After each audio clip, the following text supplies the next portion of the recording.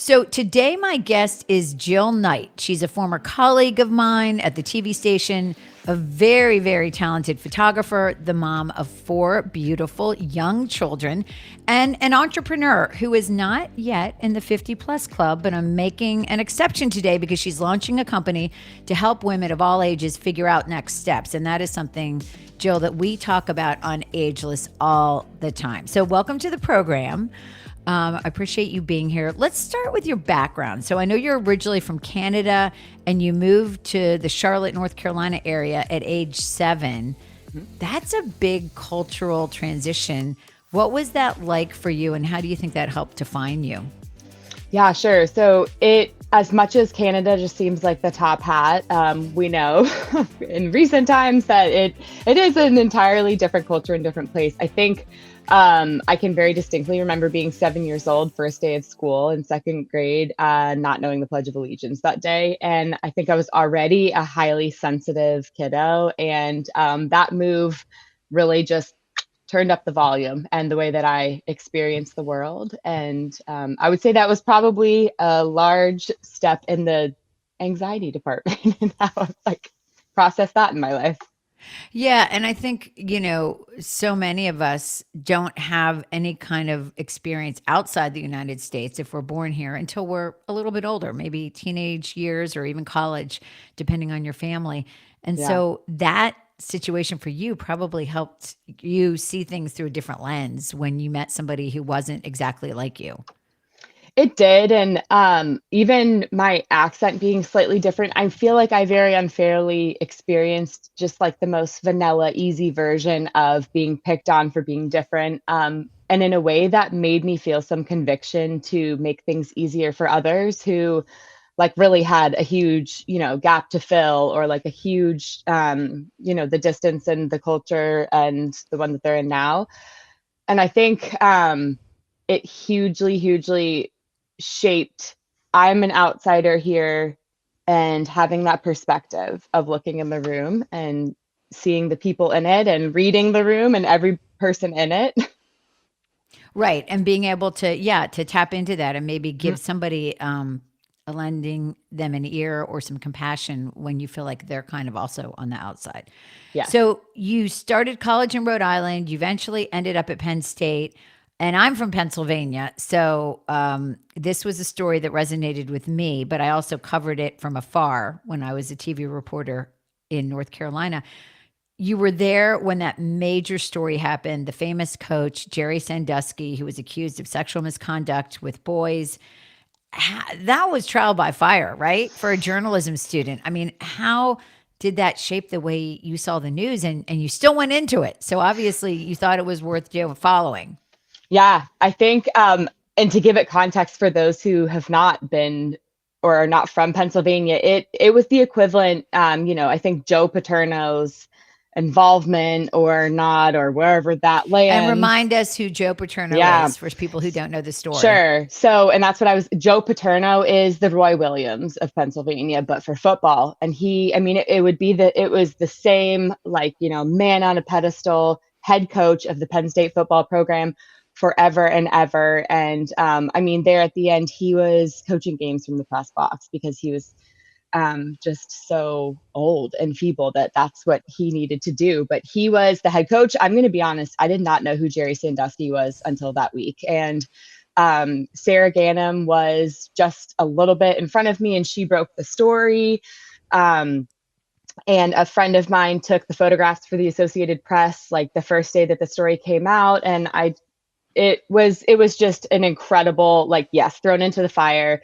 In the beginning, it was like the football game the prior weekend was quiet, State College, Pennsylvania, Pennsylvania news outlets, but not a whiteout game, no big ESPN coverage. And then it was the New York Times. See, it was everybody, just, television stations lining the main street. And it, it was, it was huge. And it And was, as a young reporter, you're working on yeah. like the school newspaper, right? Yeah. But of course, Hilariously, I yeah. was the only one who was not on the school newspaper. I had been on it briefly, but they would not let you freelance simultaneously. And so I really was getting all of the freelance gigs, and it was just wild. All of these stations and outlets did not want to have someone in State College, Pennsylvania for an extended amount of time. There's just not the accommodations. And I think the newsroom said, like, forget it on the budget.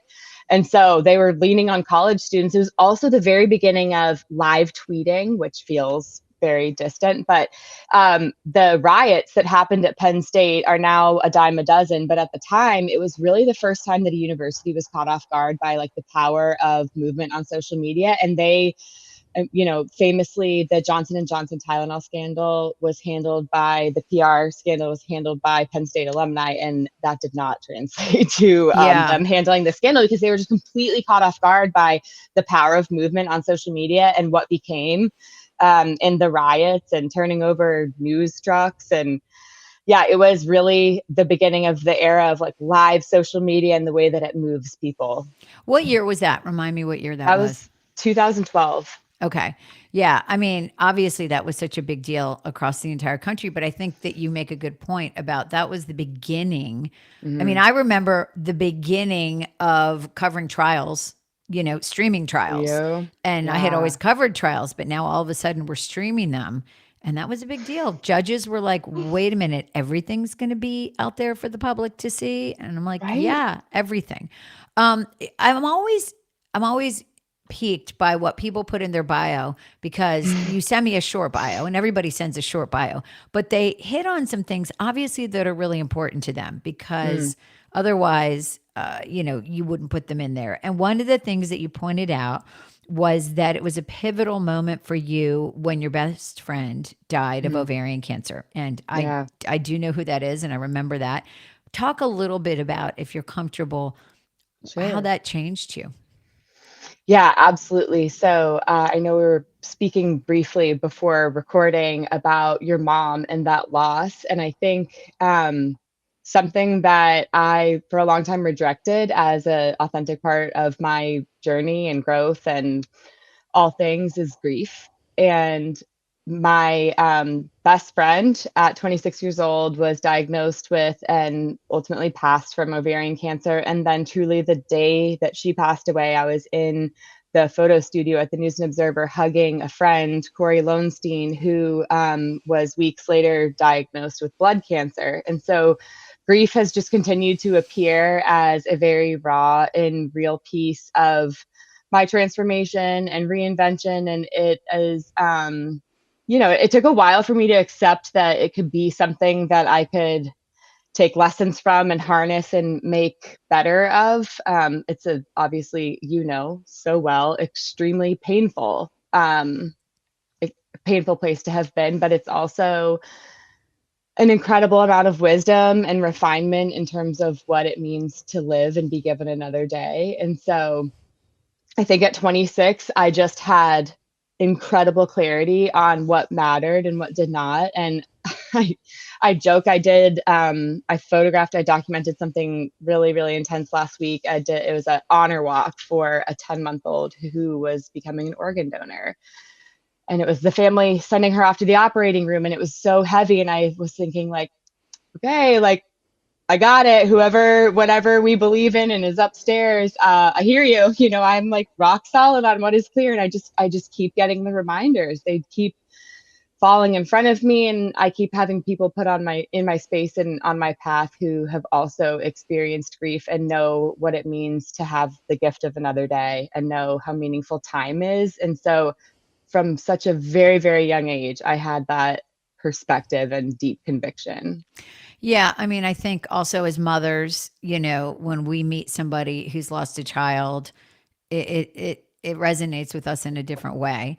I also think there's a before and after when somebody Mm, passes. So there's your life before and then your life after, and sometimes it doesn't look that different. But like you're saying, you took these messages into your heart and to your head, and they really do mean something to you. And I interviewed so many parents and so many people over the years as a yes. TV reporter who lost somebody.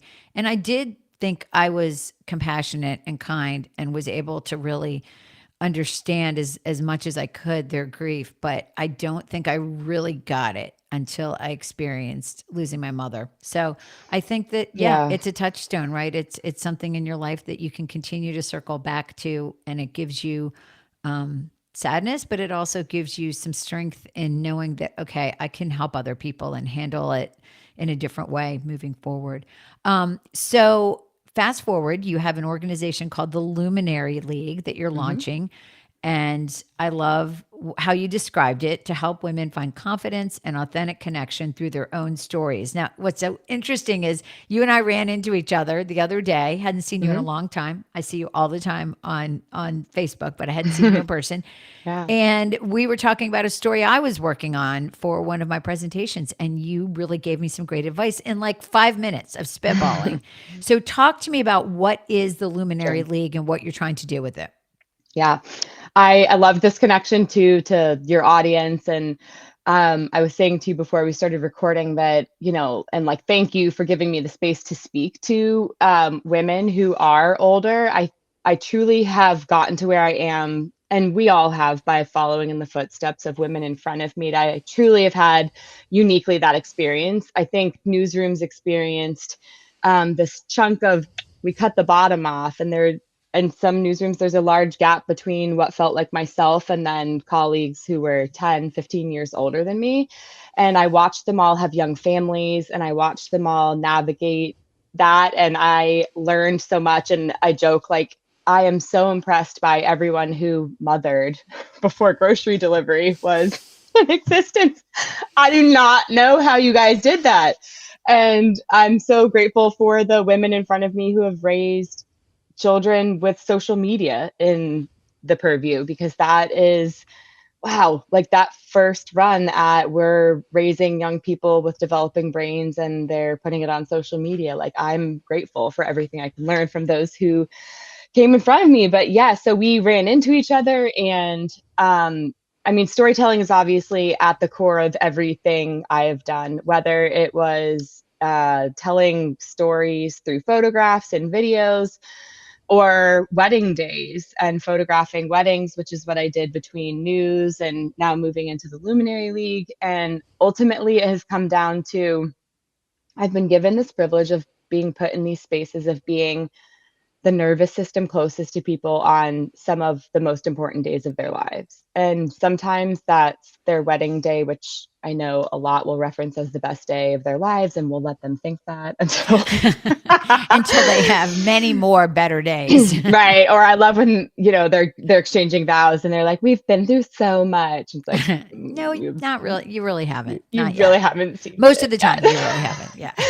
It's just getting started. So Yeah. you're a little jaded there. But yeah, and then, other times, and you and I have shared these spaces before, where I was like recalling, I have this very vivid image in my mind of this little boy flying his Spider-Man figure over the casket of a young man who was shot by police in East Raleigh. It was 2016, something like that. And so it was just either the heaviest day of someone's life or the best day yet of someone's life. And I've time and time and time again been invited into these really intimate personal spaces. And it's all been in the name of storytelling. And so then, obviously, as someone who, you were raising children through social media, and I was like raising myself into the professional space on social media. And in doing that, we were speaking about empathy and really needing to sometimes have gone through the actual moment to understand and be able to relate to somebody. And so when I first came up with the concept of the Luminary League, I thought what I wanted to really teach and empower other women with was emotional intelligence. And I could not get to it. And it's because we are innately emotionally intelligent as women, and we know, and we nurture, and we care.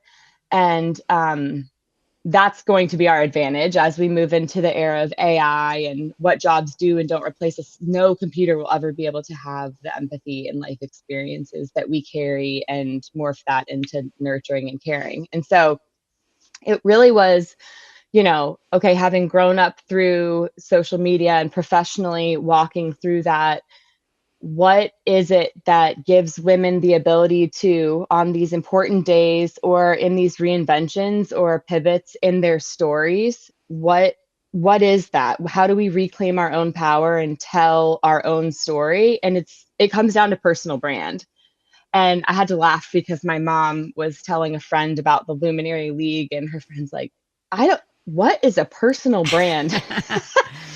I'm like, I appreciate that. The fact that there's any question around that is Right. exactly like what we want. And I mean, personal brand is just really fancy speak for like, all right, time's up. We're reclaiming it. Like Yeah. our story as women is something that we can define, we can narrate, and there are just some hard skills and tools around that that allow us to do that well. And it's how we position our story outwardly, and it's the skills and things that we work on inwardly and how those communicate outwardly. And so really the whole accumulation of all of my experience comes down to personal brand and how we tell our own stories. Even those of us who are storytellers, it really and I feel like I've gotten my backyard degree in psychology through my own transformation and reinvention and healing. And it really has time and time again been affirmed that the way that you tell your own story dictates so many micro movements in your next steps and down to what you consider chapter markers. I mean, you can call something the beginning or end of your transformation, but actually, if you move to that chapter marker, you might see it entirely differently. And so, I mean, the brain science says the way that we present ourselves outwardly and believe things about ourselves actually forms who we still become. So we're talking about so many different things when we're talking about personal brand, right? And I know Mm. for me, it's always been complicated because on one hand, I'm a crime reporter. On the other hand, I was a wife, a mother. I wrote memoirs about being a parent. Um, I wrote, funny, humorous stories on this one hand. And then on the other hand, I'm doing this really heavy stuff as Yeah. a TV reporter. So I think as women, we have a lot of different parts out how you hone in on that brand. I know you referenced it a little bit, but talk a little bit about you said you've done a lot of work, right? So your evolution, Mhm. your personal evolution. You said you had a kind of chaotic household growing up. You got married very young. How Mhm. did these things play into your own personal evolution that you think can help other women frame theirs? Sure. I think I think we have a lot of conversations around healing and doing the work. And I think, like one thing that I'm looking forward to teaching and sharing in the Luminary League is like, let's just be honest, like what is healing? Like cut through the woo-woo, like what does that really mean? And I think having had the breakthrough that if we're born with this mind that is a forest and it has all of these paths, like most of us, honestly, are in this place where there are trees that have burnt down and fallen down and are on these paths. And our brain, and as a species, we are going to default to the easiest and shortest path to what we define as safety. And so, in a moment of conflict, in a moment of emotional dysregulation, we're going to fall into what we know. And what we know is what we've seen, right? And I love my mother and I love my family. And they did not have the same tools that I have in front of me now, right? Like I can get on Instagram and I can troubleshoot parenting in a jiffy. And so I have at my fingertips the skills and accessibility to do different. And so when we talk about healing and growth and neuroplasticity, it's what does that really mean?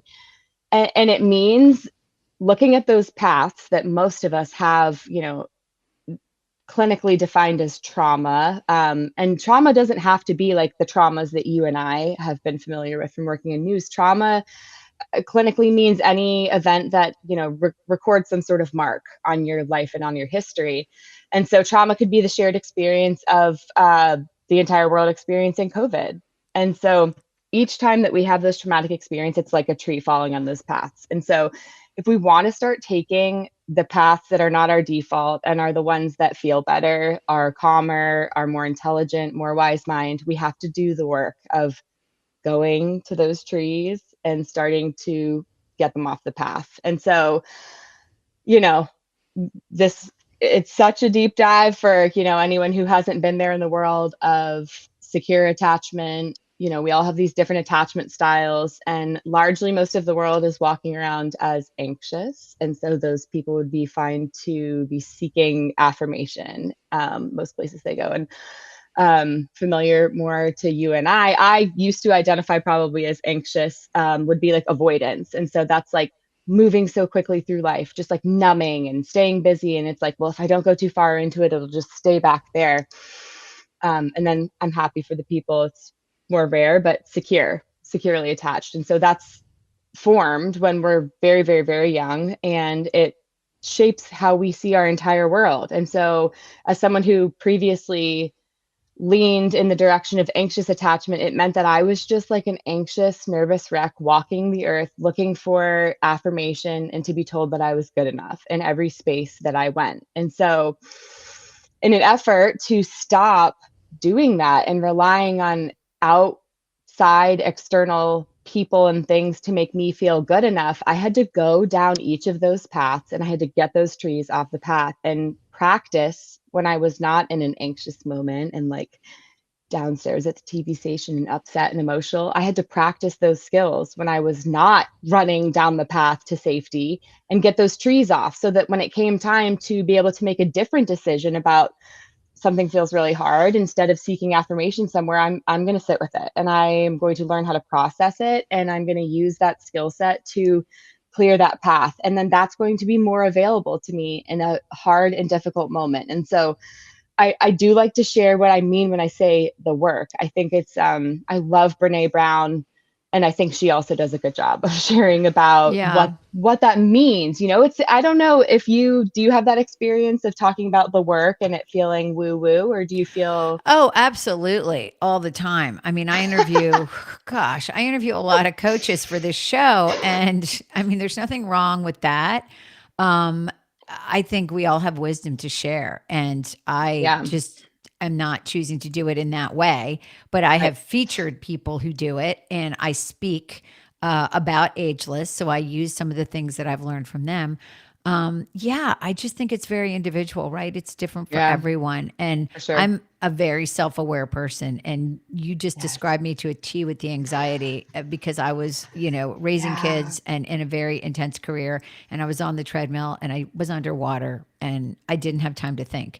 Yeah. And my brain has really cleared in the past 2 years since I Mm, left that space, to such a degree that I'm amazed at how I can engage now with people in such a different way and yes. engage with what you're saying, which is Yeah. clearing that path. So you hit on COVID a little, and I want to talk about that because we didn't get into this part of your bio, which I love. You're a photographer by Hmm. trade. You did it for years, and so when COVID hit, nobody was having events, so there was nothing Right. to shoot. So you became a birth doula. I mean, how did that happen? Oh, just walking Through, into yeah.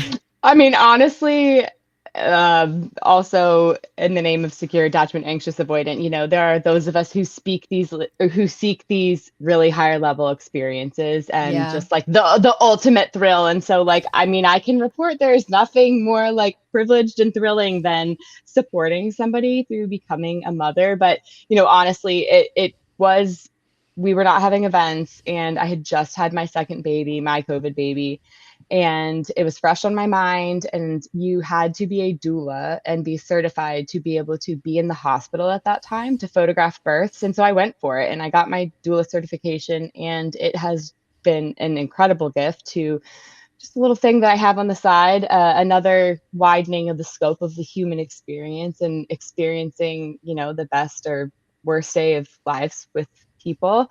But it really started to like refine and point my needle towards like women and who we become. Like two people are born, three when there's a birth, there's the child, but then also a mother and a father are born. And previously they were not that.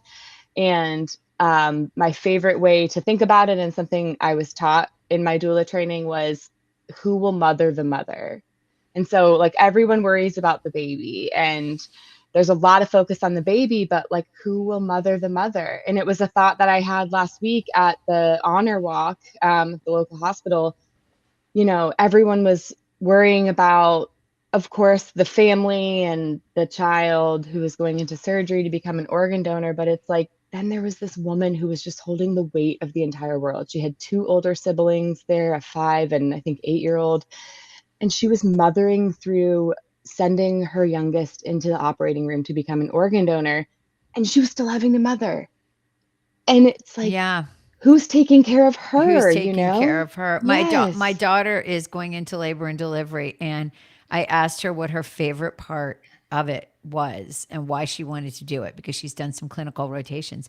And she said, "Mom, I want to take care of the mothers. I just want to take care of the mothers." And I thought, "Oh wow, that's the perfect person to I have in the love that. delivery room as a You did a nurse." good job if that's what Oh, she wants to do. yay. I Yeah, hope no, it's so. incredible. It's like, so it is the most privileged work. It is, I mean, there is just no vulnerability and authenticity like being in someone's birth Oh, space. I'm sure. So, since we brought up being a mother, we really haven't talked about this, but you have this beautiful family. You have 4 young children.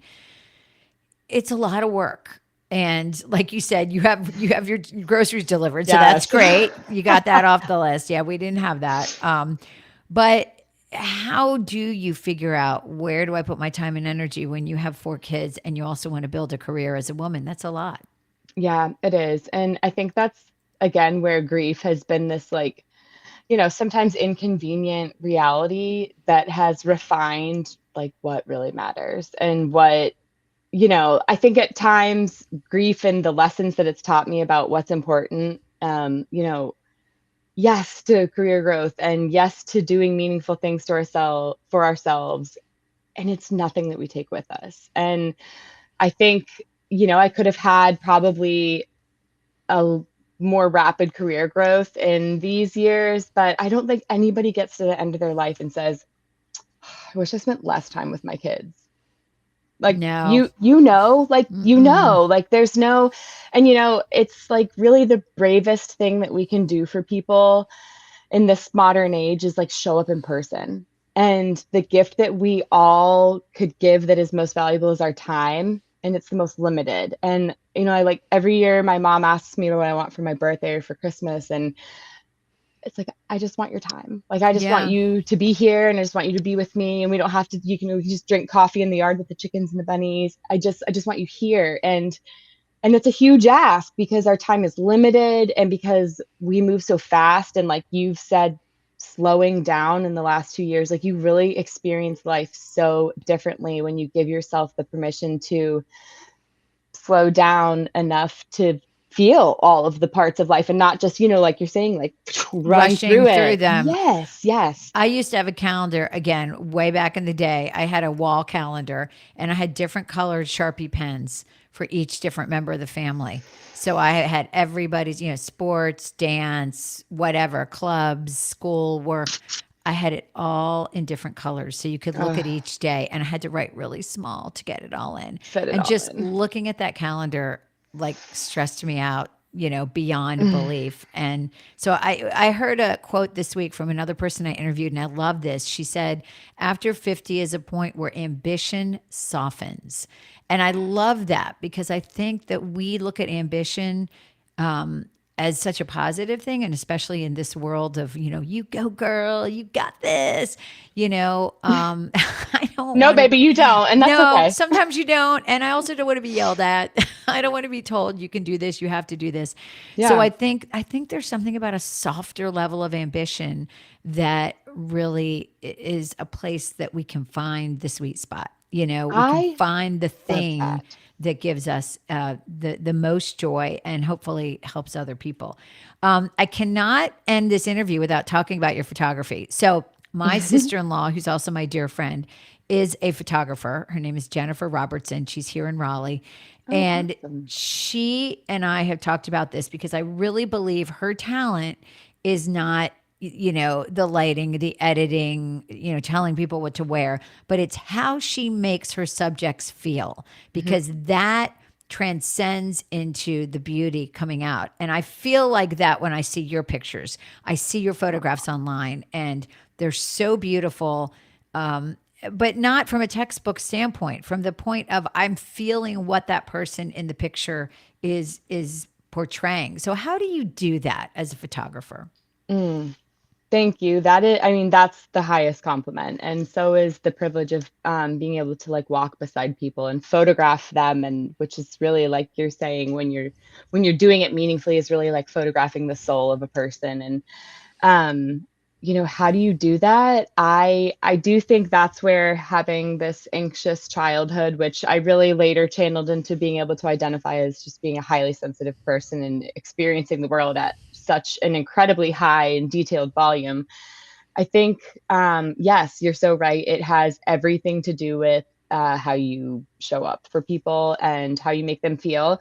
I mean, I'll be totally honest, in journalism, at times it really made me feel like I didn't want to be advantageous. I think I recognized very early that people would share with me extremely vulnerably, and I felt so sensitive and empathetic that I never wanted to walk away and then have them feel like they regretted what they did Like you share. took advantage of them. Yeah. Well, Yes, yeah. Do you know what yeah. I mean, I'm sure I know you know what I mean. And so, I think one thing that's helped me, and I would share that here, is that I have tried to be equally as vulnerable, and I have tried to give exactly what I've asked of others. And so, ultimately, I think I did walk away from journalism because it was a place where I was like, I could, yeah, I came back with the really emotional stories, and I loved that because what that did was, it really, what resonates with people is stories and characters, and that's exactly what has informed the Luminary League and like wanting to channel that. But yes, 99% of photography is how you show up and how safe you make somebody feel, and I feel like I've really mastered what it means to be safe in the world, and like what that healing and therapy journey has looked like. And the highest compliment that I can get from working with somebody, I had a bride tell me recently, right before she was about to walk down the aisle, like, you have the most incredible bedside manner. Oh, I that's great. know, I know. And I'm like, I love weddings, but I love that. Yeah. And so it's that. It's making people feel safe and well within themselves. And that's exactly just what I want to be able to empower other women to do. I think you are so right. There's so much information out there for women, and things that we can do and ways we can grow and girl bossing. And it's really like, my thing, it's like if I had to tell women one thing, I once saw this mug at Anthropology and it just said, take care with a period. And like, that's it. It's just, if you take care of you, and that means giving yourself space and like looking at that color coded calendar and just going like, Nope. I'm just going to slow down. And, radically, I have my second born, my now 5-year old, made me a special needs mom and has a severe speech delay, and like threw me into that world. And when we got his diagnosis at 2 years old, the gift that was to me was, I mean, it was also where I learned that the grief cycle could exist in the form of a diagnosis for your Sure. child. Sure. But it forced me to slow down. I had no choice but to slow down and be able to show up for him, and for my family to be able to show up for him. And it has been such a gift. And I do not run through the world at high speed. I mean, I run through the airport because I'm notoriously 5 minutes late for everywhere that I need to. I run through the airport, but I I'm the do. early girl. I'm the one that's like way early. I love that for you. And I'm like, I just made it through security in 7 minutes and I'm at my gate and we're boarding. Yeah. It's not great. I don't run through life. I don't. I think, having lost people in front of me has showed me the gift that is another day with my people on earth. And I don't run at that speed. And so I think the thing that I want to share with other women is that you could like sharpen your skills and, do all of this work all day long. But if at the end you are just glossing over and shining something that beneath is like really hurting, you're just not going to get to where you want to go. You can keep reaching for all of this other information, but if ultimately what you need to take care of is you, that's just going to keep standing in your way. I think that's some great advice. And one of the things that, again, these positive affirmations that we hear all the time online is like, I'm enough. I want to say, it's enough. It's enough. What I have going on right now, it's enough. So It I is. think there's a way to reframe all of that. Thank you so much, Jill. You're Yeah. such a delight. I wish you lots of luck with the Luminary League. How can people find you? Thank you. Yeah. So on Instagram is great. I would encourage them at this point to go to Jillian Knight Photography, which is where we'll be sharing all of the growth into the Luminary League, but Instagram or the luminaryleague.co, leave the M off. And we're opening those doors on November 11th, and it's going to be a really fabulous place of growth mindset women and career focus and personal growth focus. So looking forward to the community it creates. Okay, great. Thank you so much. It was great Yeah. talking to you. Thank you.